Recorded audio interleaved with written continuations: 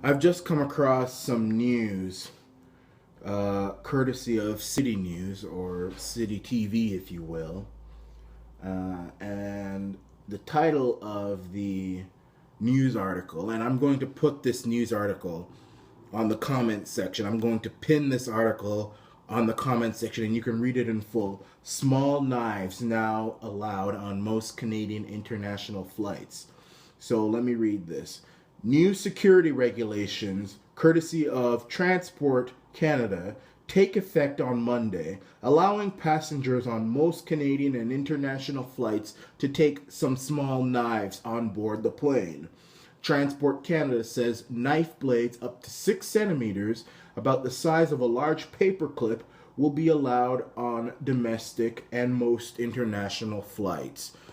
So you can take a big knife about the size of a large paperclip right onto the plane. And I'm going to put this whole, I'm not going to read the whole article. It's a long article. I'm going to pin it on to the YouTube comment section, and you, the viewer, can read the whole thing if you wish. And I advise you to read the whole thing.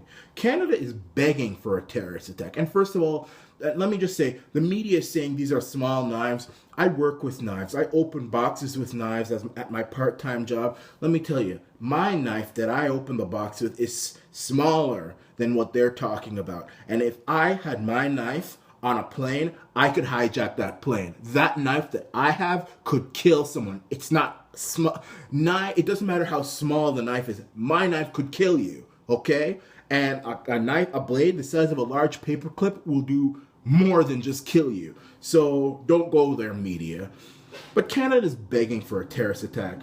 Whether it's this whole thing about allowing ISIS veterans to come back to Canada and reform themselves and to try and rehabilitate themselves, or not doing anything to stop the large influx of illegal aliens coming into Canada. We don't know who they are. Nobody's talked to them. Nobody's vetted them. You can't do that if they're illegal. How can you do that if they're illegal? You don't even know. They just come into our country illegally. Nobody speaks to them. You don't know who they are, where they come from, if they're ISIS or not, and they just sit in our country and sleep and snore in our country. But let's go back to this whole thing about the government allowing these ISIS veterans to come back to Canada, and no punishment, no locking them up, just we want to rehabilitate them. The Public Safety Minister of Canada, Ralph Goodale, was on CP24 the other day and said he does not feel that these people can be rehabilitated. He said he doesn't feel that. It's true. And he's the Public Safety Minister. He's the public safety minister. He's on the inside. He said he doesn't think it's going to work. But Justin the Longhaired Mac Daddy, oh, let's bring them back in, try to rehabilitate them, give them milk and cookies, and give them a hug, and yada yada yada. And I wrote all these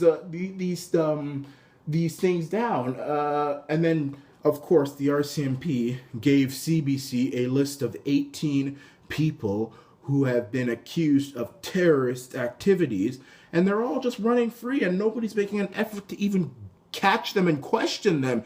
And I made a video about this the other day, and the title is Canada's in Grave Danger. And you should hear some of the things these people have written about Canada on their Facebook page. They want to kill infidels, they want to do this, they want to... I mean, you can't reform someone like that. These people are full of venom, like a snake is full of venom. These people are full of venom for this country. They want to kill you and your country. They want to destroy this country, put your women in dirty bed sheets. I mean, these people are disgusting. And then, of course, the long-haired Mac Daddy, during his first months as Prime Minister, took Canada out of the fight against ISIS. So he pussied out of the fight against ISIS. I'm surprised at how many so-called Trudeau lovers don't know that. I don't know if they're in denial or whatever. Trudeau, in his first months as Prime Minister, took Canada out of the fight against ISIS, you fool. That was one of the first things the mother frigger did.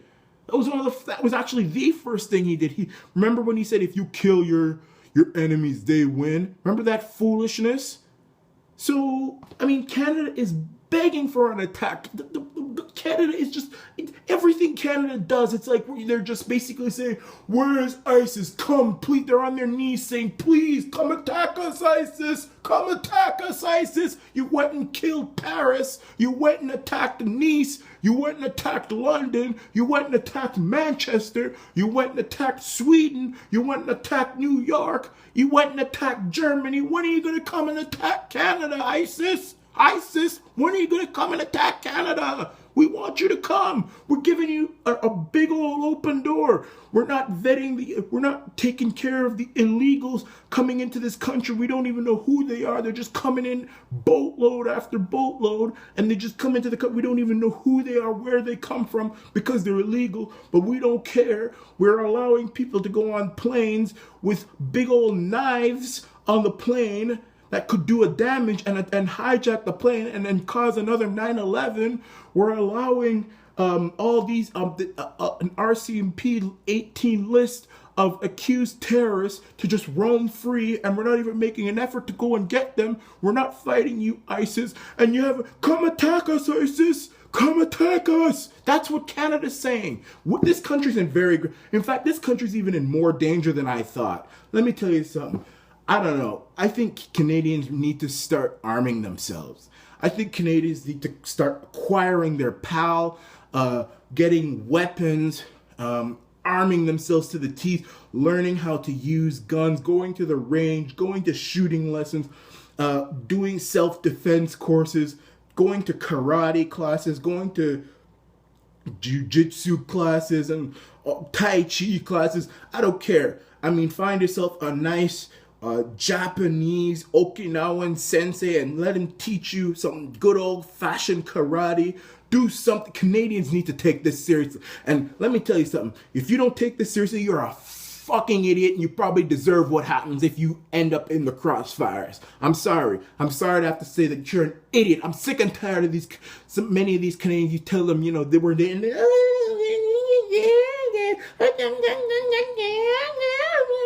I mean, so all I care about is my pot and my Tim Hortons coffee. I mean, you're a fool if you don't think that this country's in danger. You're a dumbass. I want to slap you. Like, seriously, most of this is our fault because we're too damn naive and we're too damn aloof.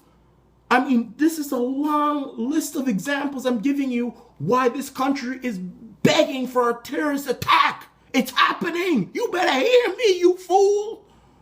Now, my viewers and my subscribers are smart. They know this is real.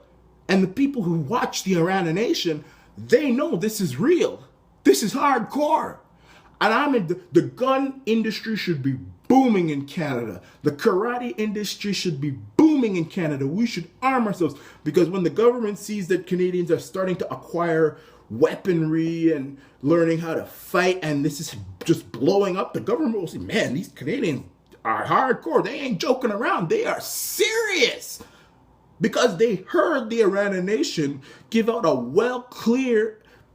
clear reason why he feels that Canada is about to get hit hard with a terrorist attack, and they took his advice and they took heed and they are arming themselves.